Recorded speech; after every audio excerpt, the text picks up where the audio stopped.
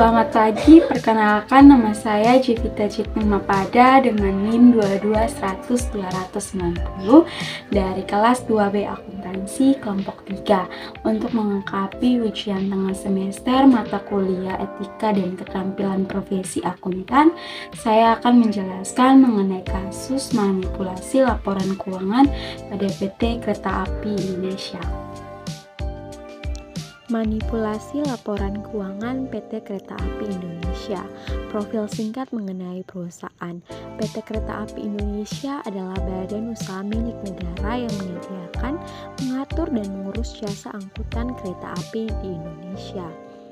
Kereta api di Indonesia didirikan sesuai dengan Akta tanggal 1 Juni 1999 nomor 2 yang dibuat di hadapan Imas Fatima SA SPN Notaris Jakarta dan kemudian diperbaiki kembali sesuai dengan Akta tanggal 13 September 1999 nomor 14.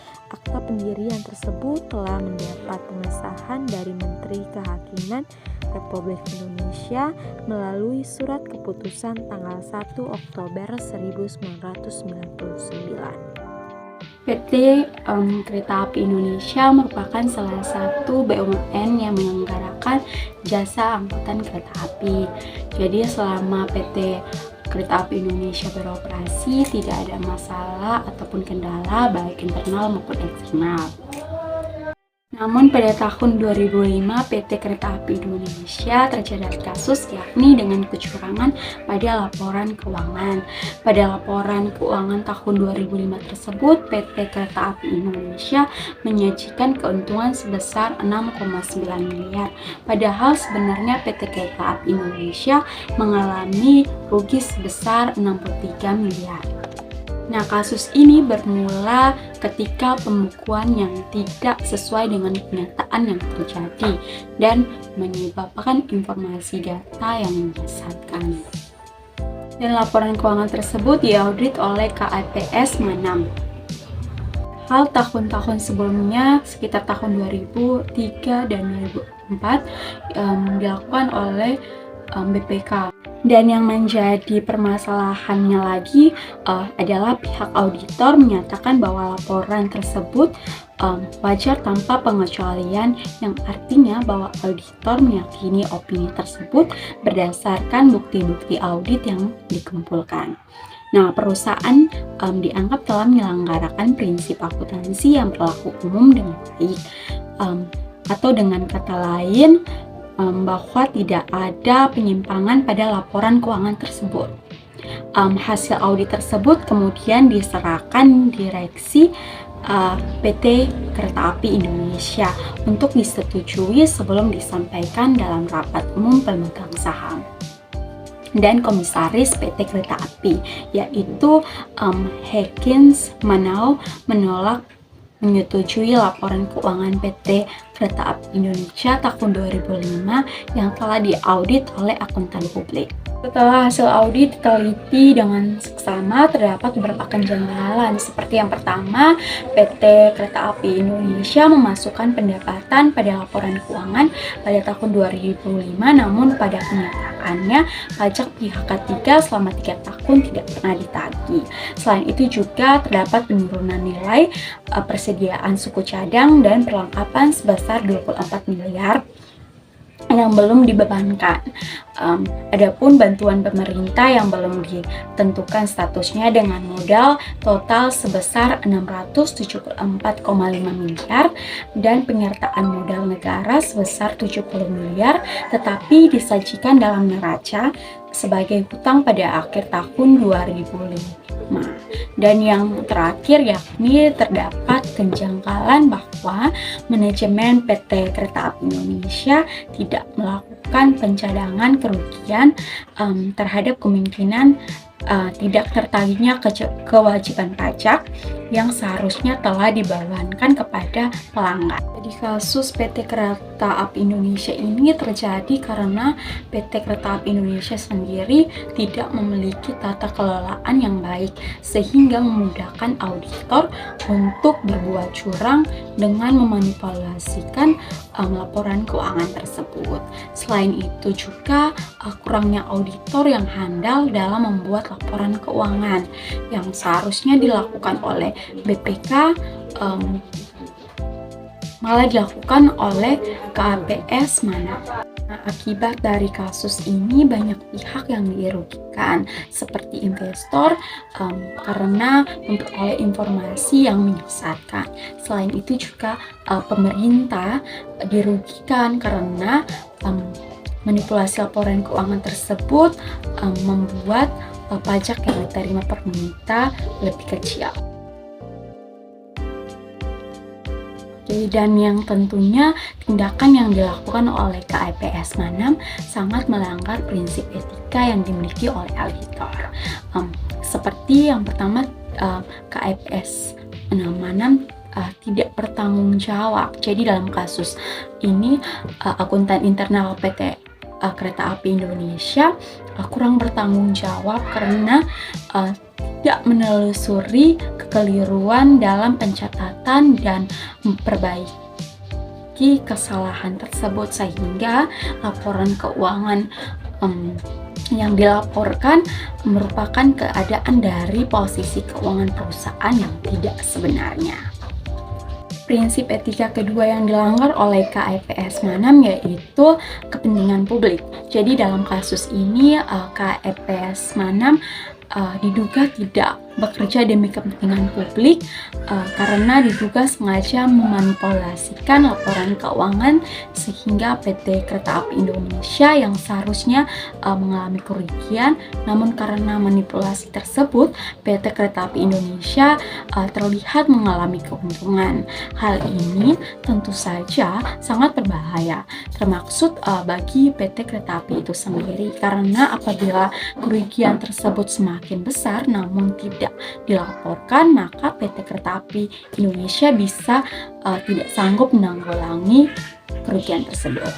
Prinsip etika yang dilanggar ketiga yaitu integritas, di mana dalam kasus ini KSP Manam tidak menjaga integritasnya karena diduga telah melakukan manipulasi laporan keuangan.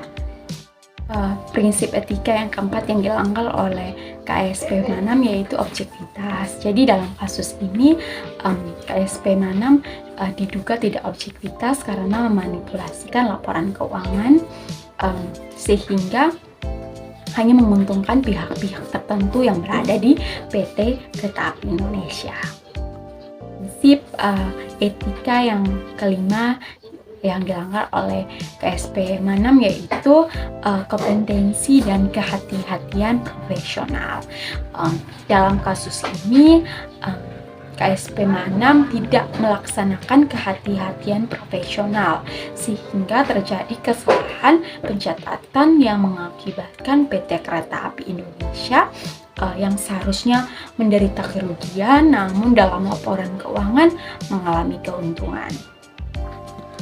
Prinsip etika yang keenam yang dilanggar oleh KSP Manam yaitu perilaku profesional, di mana dalam kasus ini KSP Manam diduga tidak berperilaku profesional yang menyebabkan kekeliruan dalam melakukan pencatatan laporan keuangan, dan dalam hal ini dapat mendiskreditkan atau mencoreng nama baik profesinya. Prinsip etika yang terakhir yang dilanggar oleh KSP Manam yaitu standar teknis. Jadi dalam kasus ini KSP Manam tidak melaksanakan prinsip standar teknis karena tidak melaporkan laporan keuangan sesuai dengan standar akuntansi keuangan. Jadi contohnya pada saat PT Kereta Api Indonesia selama 3 tahun tidak dapat menagih pajak pada pihak ketiga, tetapi dalam laporan keuangan yang dilaporkan pajak pihak ketiga dinyatakan sebagai pendapatan. Padahal berdasarkan standar akuntansi keuangan tidak dapat dikelompokkan dalam bentuk pendapatan ataupun aset. Solusi untuk kasus ini yaitu solusi yang pertama untuk manajemen kereta api Indonesia, yaitu dengan melakukan koreksi atas salah saji pada pajak pihak ketiga yang dimasukkan sebagai aset, lalu penurunan nilai persediaan suku cadang dan perlengkapan yang belum dibebankan. Selanjutnya yaitu bantuan pemerintah yang seharusnya disajikan sebagai modal perseroan. Dan solusi yang kedua bagi manajemen kereta api Indonesia yaitu meminta maaf kepada stakeholders melalui konferensi pers dan berjanji tidak mengulangi lagi di masa yang akan datang. Yang kedua yaitu bagi KFS Manam, yaitu solusinya dengan melakukan jasa profesional sesuai SPAP, di mana setiap anggota harus berperilaku konsisten dengan reputasi profesionalnya dengan menjauhi tindakan yang dapat mendiskreditkan profesinya. Solusi yang kedua yaitu melakukan koreksi atas opini yang telah dibuat. Lalu melakukan konferensi pers dengan mengungkapkan bahwa oknum yang melakukan kesalahan sehingga menyebabkan opini atas laporan keuangan menjadi tidak seharusnya telah diberikan sanksi dari pihak otorisasi dan berjanji tidak mengulangi kembali kejadian di masa yang akan datang.